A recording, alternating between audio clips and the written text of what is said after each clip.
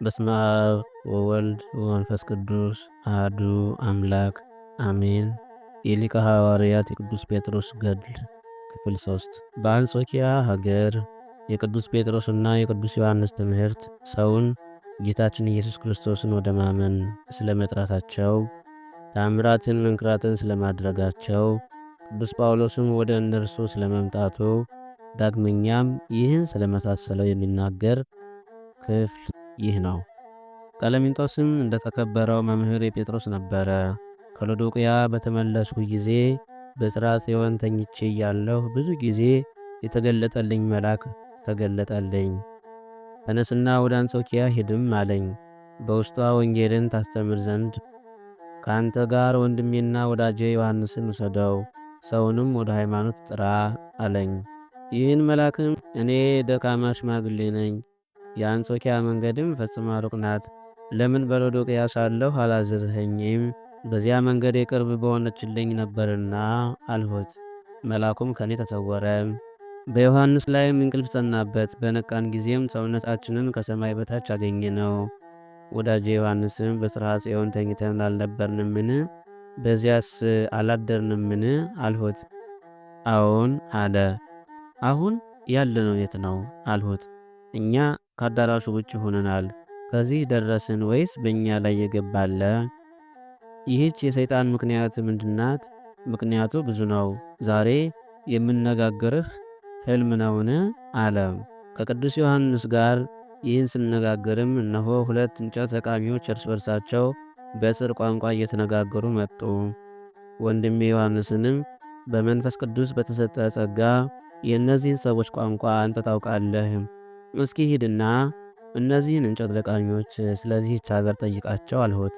ቅዱስ ዮሐንስም ወደ እነዚያ ሰዎች ሄደ፣ እያለቀሰም ተመለሰ።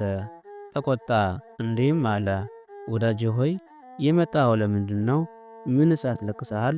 አልሁት። ዮሐንስም እንዲህ አለኝ፣ እነዚህን ሰዎች ስለዚህች ሀገር ጠየቅኳቸው። የአንጾኪያን ግድግዳዎች በፊትህ አትመለከትምን? አሉኝ። በዚህም ተጠራጠሩኝ። እኔም ስለ እግዚአብሔር ልጅ ስለ ኢየሱስ ክርስቶስ የምትነግሩኝ የእውነታችሁን ነውን? አልኳቸው። በእኔ ላይም ተነሱብኝ። የእግዚአብሔር ልጅ ማን ነው? አንተስ ማነህ? የመጣስ ከየት ነው? ብለው ተቆጡኝ። እርስ በርሳቸውም ተነጋገሩ። ይህ በኢየሩሳሌም ከተሰቀለው ደቀ መዛሙርት አንዱ ነው፣ ደግሞም በእኛ ላይ ይፈርዳል ተባባሉ። ስለ አማልክት በመረዳት የቀሩትንም ይህን ጎልማሳ ሕይወትን የማይሻ ከሆነ በገደልነው ነበር፣ ነገር ግን በሌሎች እጅ ይሞታል ተባባሉ። ከእነርሱ ጋር ሳለሁ ስለነበረው ስለ እነዚህ ነገርም ከክፋታቸው እንደምንድን አላመንሁም ነበር። የእነዚህ ጎስቋሎች ክፋት እንደዚህ ከሆነ ወደ ውስጧ ብንገባ በነገሥታቱና በመኳንንቱ ፊት ምን እናደርጋለን? በጌታችን በአምላካችን በኢየሱስ ክርስቶስ ስም አለቀስን። የቀናች ሃይማኖትን የምናስተምራቸው እንዴት ነው? ወዳጄ ሆይ ከእነዚህ ሰዎች አነጋገር የተነሳ አትደንግጥ፣ አትዘንም። በፈረስ የ20 ቀኑን መንገድ በአንዲት ቀን ከኢየሩሳሌም እስከዚች ድረስ ያመጣን ቃል እንደገባልን ሥራችንን ያከናውንልናል አለኝ። ከሰዓት በኋላም ተነስተን ወደ አገራችን ገባን። በአምላካችን ስምም አስተማርን። በመንግሥተ ሰማያት የሚያምኑ ሰዎችን ዜናም አስተማርን። የሀገሩ ብዙ ሰዎችን በእኛ ላይ ተነሳሱብን፣ ጽኑ ድብደባንም ደበደቡን። ጣዖታትን ከሚያመልኩ ጋራም አጣሉን። ዜናችንንም ነገሯቸው። ጣዖት አምላኪዎችም የራሳችንን ግማሽ ጸጉር ይላጩና ይሳለቁብን ዘንድ ስለ እኛም መኳንንቱ እንድንታሰር እንዲወስኑ አዘዟቸው። ከአዳራሻቸውም ወደ ሀገሩ ሰዎች ማረፊያ ወሰዱን፣ አሰሩን፣ በቁልፍም ቆለፉን። ብቻችንን ትተውን በሄዱ ጊዜም ለጸሎት ተነሳን። ከጌታችን ከኢየሱስ ክርስቶስ ስም እርዳታን ፈለግን። ሌሊት በሆነ ጊዜም ብርሃናዊት ደመና ሰወረችን። ጌታችን መድኃኒታችንንም በላይዋ ተቀምጦ ኪሩቤልና ሱራፌልም ከበው እያመሰገኑ ተመለከት ነው። እኛንም ተነጋገረን አለንም፣ ጴጥሮስና ዮሐንስ ሆይ አትደንግጡ፣ አትፍሩ፣ አትዘኑ። እስከ ዓለም ፍጻሜ ድረስ እኔ ከእናንተ ጋር ነኝና የራሳችሁ ግማሽ የላችሁትን ሰዎችም ልታደንቁ አይገባችሁም። እነርሱ ሊዘባበቱባችሁ ሊያዋርዷችሁም ወደዋልና ለእናንተ መመለኪያ የከበረ ሥርዓትም እንደሆነ አያውቁምና እንደ ዛሬ እንደ እናንተ ራሱን ያልተላቸ ወደ ተቀደሰው አገልግሎት መግባት ሥጋዬንም ለቤተ ክርስቲያን መሠዊያ ማቅረብ ለማንኛውም ሥልጣን እንደሌለው ነግራችኋለሁ። ለካህን እንዲህ ሳይሆን ክህነት መቀበል አይገባውም። ራሱን ያልተላጨ ካህን ክህነት ሊሾም አይገባውም። ከእኔ ጋራም አንድነት የለውም፣ መንግሥተ ሰማያትም አይገባም። ይህ አክሊል በራሱ ሳለ የሚሞት ካህን ግን እኔ የኃጢአት ይቅርታን እሰጠዋለሁ። ዳግመኛም በነጋታው እኔ ጴጥሮስን በተደረገው ሁሉ ያግዝህ ዘንድ በጥምቀቱ ጳውሎስ ብዬ የጠራሁት ሳውልን ወደ አንተ ልከዋለሁ አለኝ። ጌታችን ይህን ከነገረኝ በኋላም ከእኔ ተሰወረ። ንጋት በሆነ ጊዜም በመስኮት ሰው ሲያልፍ ተመለከት። ወዳጄ ዮሐንስንም ና የሚያልፈውን ይህን ሰው ተመልከት፣ ጳውሎስ ከሆነ ወደ እኛ ይመጣ ዘንድ ጥራው አልኩት። ዮሐንስን ጠራውና መጣ። እርሱም እነሆ ጳውሎስ ነበር። ወደ እኛ በመጣ ጊዜም ግማሽ ራሱን ተላጭቶ ዮሐንስን ተመለከተው። ጳውሎስም በዚህች አገር ያደረጉብህ ይህ ነገር ምንድን ነው አለው። ዮሐንስም ስለ እኔ ሳትደነቅ የሐዋርያት አለቃ ጴጥሮስም እንዲህ ነው አለው። ጳውሎስም የእስር ቤቱን ከፍቶ ወደ እኛ ገባ። እጅ ነሳኝና ከእኔ ተባረከ። አባቴ ሆይ አትዘን፣ እኔ በደማስቆ መንገድ በታየኝ ብርሃን እምላለሁ። ከእናንተ ጋራ በስሙ ሰብክ ዘንድ አምላኬ እንደላከኝ እነግርሃለሁ። ትእዛዙን አትተላለፍ አለኝ። ያን ጊዜም ሰውነታችንን አስደሰተ፣ ልቡናችንን ማጽናናን። ትቶንም ሄደ። የአንጾኪያን መኳንንት አገኛቸው። በፈለገው ጉዳይም ከእነርሱ ጋር ተነጋገረ። ወደ ምኩራባቸውም ገባ። ወደ እኛም ሰው ላኩ። ጣዖት በሚመለክበት በምኩራባቸው ተሰብስበው እያሉም ወደ እነርሱ አስመጡን። እየከፋንም ወደ ውስጥ ገባን። ወንድማችን ጳውሎስንም ጣዖትን ሲያመልክም አገኘነው። እነርሱም ያጥኑታል። እርሱም ለጣዖት ይሰግድ ነበር። ስለ እርሱም ልቦናችን ተጠራጠረ፣ ሐዘንም ጸናብን። ባየነው ጊዜም ለጣዖት ይሰግዳል። ስግደቱን ሲጨርስም ሽማግሌ ሆይ ማንን ታመልካለህ አለኝ።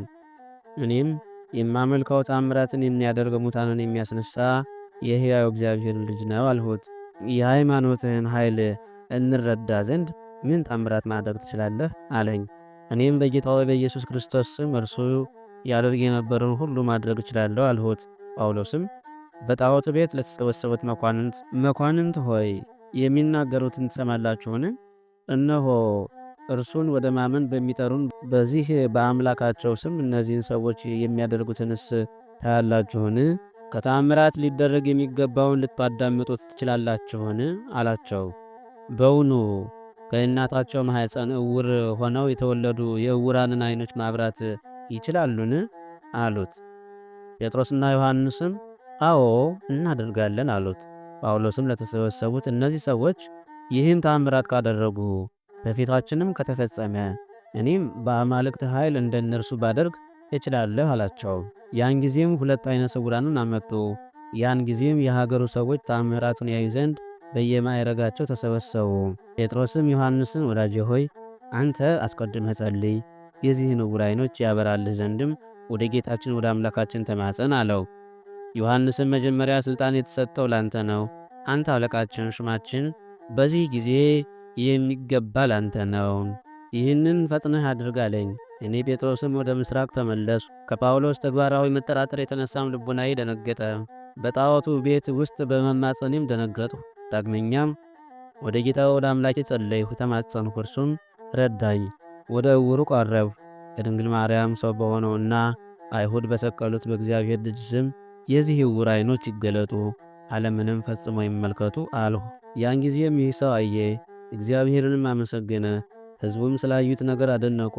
ጳውሎስም ስላያችሁት ነገር አትደነቁ፣ ይህን ሽማግሌ ዓይኖችን የሚያበራበት መድኃኒት አለው። እኔም ዛሬ በአማልክት ኃይል ከእነርሱ የሚገለጥ አደርጋለሁ አለ። ጳውሎስም ሊጸልይ ተነሳ። ሕዝቡም ወደ ጣዖታቸው እንደሚጸልይ አሰቡ። እርሱ ግን ይረዳውና ልመናውንም ይቀበለው ዘንድ ሕቡዕ በሆነ ልቡናው ወደ ጌታችን ወደ ኢየሱስ ክርስቶስ ይጸልይና ይማጸን ነበር። ሌላኛው ዕውርም ቀረበ፣ እጁን በዕውሩ ዓይኖቹ አስቀመጠ። ተገልጠውም ዓለምን በሚገባ ተመለከቱ። ይህን ስላደረገለትም እግዚአብሔርን አመሰገነ። ከሃዲያንም ተደሰቱ። እንደ ክርስቶስ ደቀ መዛሙርት አማልክቶቻቸው ይህን ያደረጉም መሰላቸው። አማልክቶቻቸውን ፈጽሞ አከበሯቸው፣ ከፍ ከፍም አደረጓቸው። እኔ ጴጥሮስም ስለ ጳውሎስ ተግባር ከወንድሜ ከዮሐንስ ጋር እናደንቅ ነበር። ሲሞን መሰሪ እንደ ጳውሎስ ያደርግ ነበርና ዜናችን በሰማ ጊዜ እኛን ይቃረን ዘንድ በስራዩ አማካኝነት ይህን ተአምር አደረገ። ይህን እያሰብን ሳለንም እየተደነቁ ባሉ በምኩራቡ መኳንንት ፊት ጠራን። ጳውሎስ ስላደረገው ተአምር ልቡናቸው ጸንቶ ሰውነታቸውም ተደስቶ ነበርና እናንተ ያደረጋችሁትን እነሆ አየን፣ እናንተም አማልክቶቻችን ያደረጉትን ኃይላቸውንም ተመለከታችሁ። በእናንተ ዘንድ ከተአምራት የቀረ አለን አለኝ።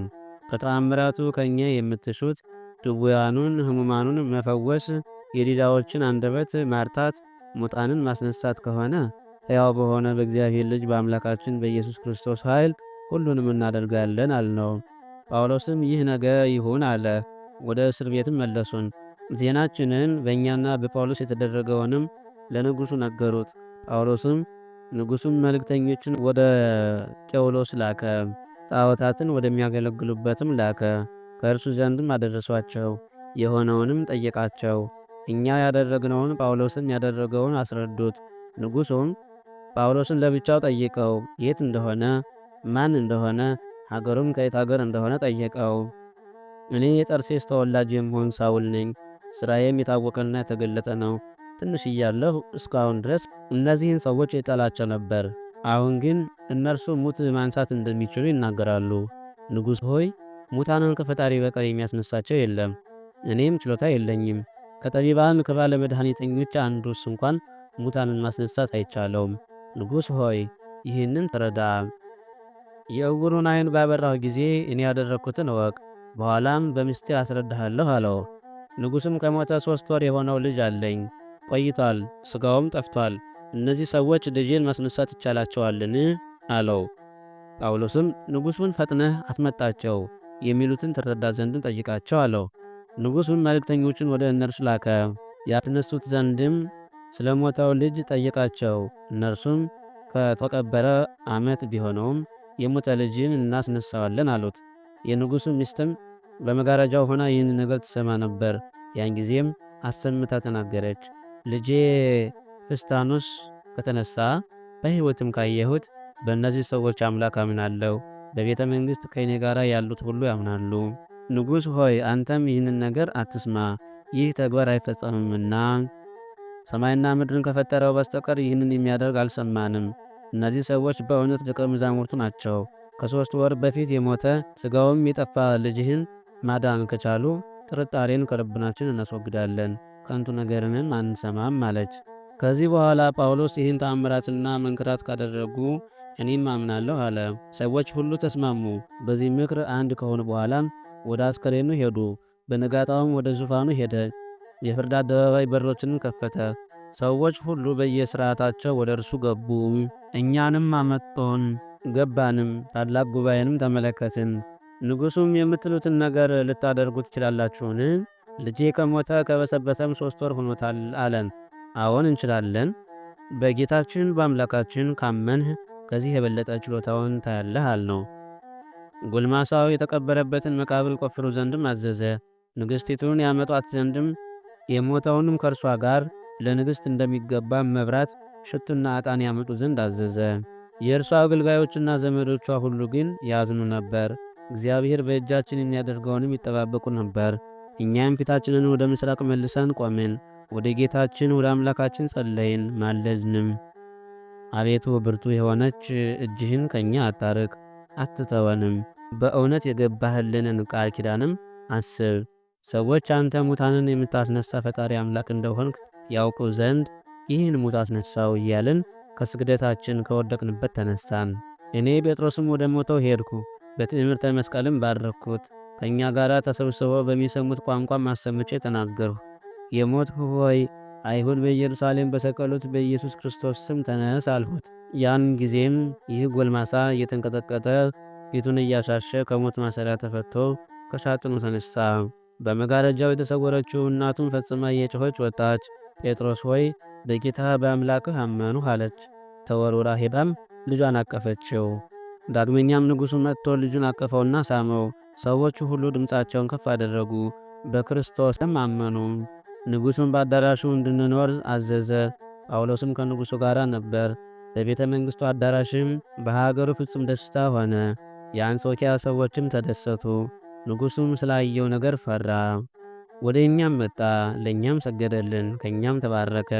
ከዚህ በኋላም ንጉሡ ጳውሎስን አለው፣ በእርሱ ላይ የደረሰበትን በእግዚአብሔር ዙፋን ፊት እንደቆመ ልመናችሁ እንደተሰማ ነገረኝ። እንዲህም አለኝ፣ ከእናንተ ጋር መልጃው ጽኑ የሆኑ ራሱ በራ የሆነ ቀይ ይህን ጳውሎስን የሚመስል ሌላ ሰውም ነበር። እኔ ብዙ ሐሳቦችን አሰብሁ፣ ሥራችሁን ንገሩኝ፣ አትደብቁኝ አለኝ። እኔ ጴጥሮስም ንጉሥ ሆይ አንተ የምትሻውን ጳውሎስን ጠይቀው። አሁንም አስቀድመህ ተጠመቅ። ከተጠመቅህ የመንፈስ ቅዱስ ቅባት ከተቀባህና ስምህ በሕይወት መጽሐፍ ከተጻፈ በኋላም ነፍስህን ልቦናህን ደስ የሚያሰኝ የሃይማኖትን ምስጢር ያን ጊዜ እነግርሃለሁ አልሁት። ከዚህ በኋላም ወደ ጳውሎስ ተመለሰ።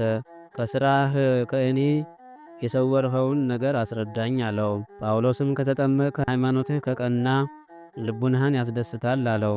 ጳውሎስም ከተጠመቅ ሃይማኖትህ ከቀና ልቡናህን ያስደስታል አለው። በነጋታውም እኔ ጴጥሮስ በብትሬ የአዳራሹን ውስጥ መታሁት፣ የውሃ ምንጭም መነጨ።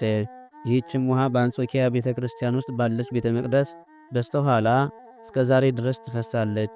ንጉሡንና የቤተ መንግሥቱን ሰዎች ሁሉ አጠመቅኳቸው። የአንጾኪያ ሰዎችም ይሽቀዳደሙ ነበር፣ ወደ ውሃው እየወረዱም ይጠመቁ ነበር። እኛም የቤተ መንግሥቱ በሮች ፈጽመው እስኪዘጉ ድረስ ከመለኮት በተገኘ ቅባ ሜሮን አተምናቸው። ንጉሡም በዙፋኑ ተቀምጦ ነበር። ጠራንና እንዲህ አለን፣ እኔም የቤተ መንግሥቴ ሰዎችም ሀገሬም አመንን። እኔ ከአንጾኪያ የቀሩ ካሉ ያመጧቸው ዘንድ አዝዛለሁ። እነዚህም 7 አገሮች ናቸው። በእጃችሁ አጥምቋቸው፣ ለእኔም እሠራው ዘንድ ለእኔ የሚገባውን ሥርዓት ስሩልኝ፣ ለተከታዮችም እንደ ሕጋችሁ ስሩላቸው አለን። እኛም የጌታችን የኢየሱስ ክርስቶስ ጠላት ሳትሆን ማን ይጠላሃል? ጣዖታቱን ሰባብራቸው፣ ነቃቅላቸው፣ ቤታቸውንም አፈራርሰውና የጌታችንን አብያተ ክርስቲያናትን ሥራ አልነው። ይህንንም እንዳዘዝነው አደረገ። ጳውሎስንም ለብቻው ጠራው፣ የሆነውን ሁሉ ነገርም ነገረው። ሃይማኖቱን ጸናለት። ከሙታን ባስነሳው በልጁ ስምም በቁስያ የምትታወቅ ቤተ ክርስቲያን ለመሥራት ጀመረ። ይህችን ቤተ ክርስቲያንም በሀገሩ ዳር በምስራቅ በኩል በቅዱስ ጳውሎስ ስም ሰየማት። አስቀድመው የነበሩ ሰዎች መሪካ በተባለ ኮከብ ስም የሰሩት ታላቁ የጣዖት ቤትም በወንድማችን በቅዱስ ዮሐንስ ስም ቤተ ክርስቲያን ሆነ። ከዚህ በኋላም ተለያየን። ጳውሎስ ወደ ሀገሩ ወደ ጠርሴስ ሄደ። በዚያም አስተማረ። ከሀገሮቹ ሁሉ ትበልጣለችና ምዕመናን ሰዎች ከሎዶቅያ መልእክት ላኩ። የቂሳሪያ ባህር ውሃም ጨመረ። ብዙ ሰዎችንም እስከ ቦታቸው እስከ እንስሳቶቻቸው አሰጠመ ብለው ከወሰኑ እንዳያልፍ ባህሩን ይመልሰው ዘንድ ወደ እግዚአብሔር እንዲለምንላቸው ወደ እኔ ላኩ። ተወዳጁ ዮሐንስንም ላኩላቸው። ወደ ቦታው እንዲመለስ ማንንም እንዳያሰጥምም ይህንን ባህርም በእግዚአብሔር ቃል ያወግዘው ዘንድም አዘዝሁት። ዮሐንስ በሄደ ጊዜም ይህ ባህር የዚህችን አገር ሰዎች እንዳሰጠማቸውና እንደጨረሳቸው በመንገድ ወሬ ሰማ። ያን ጊዜም በመንገድ የበጎችን መንጋ አገኘ። ከእነርሱ አንዲቱን ወደ ቂሳሮን ወንዝ ሄጂ፣ የክርስቶስ ደቀ መዝሙር ዮሐንስ ወደ አንተ ላከኝ በይው። እስከ ዕለተ ትንሣኤ ድረስ ከወሰንህ ብታልፍ በእግዚአብሔር ቃል የታሰረው ሁን ብሎሃል በይው አላት። ይህች በግም ወደዚያ ባህር ሄደች። ከተወዳጁ ከዮሐንስ እንደተላከችውም ተናገረች። ባህሩም በቦታው ተመለሰ። ሕዝቡም በዚህች ምልክት ጮኹ። በዚህችም ዕለት በሎዶቅያ የሚኖሩ ከሃዲያን ብዙ ሰዎች አመኑ። ቁጥራቸውም 1000 ይሆን ነበር። ዮሐንስም አጠመቃቸው። የሚያስተምሯቸውን ካህናትንም ሾመላቸው። ብዙ አብያተ ክርስቲያናትንም ሰሩ። ከዚህ በኋላ ዮሐንስ ወደ ኤፌሶን እኔም ወደ ሮም ሄዱ። የአባቶቻችን ሐዋርያት ጸሎታቸውና በረከታቸው ከሁላችን ጋር ይሁን ለዘላለሙ አሜን።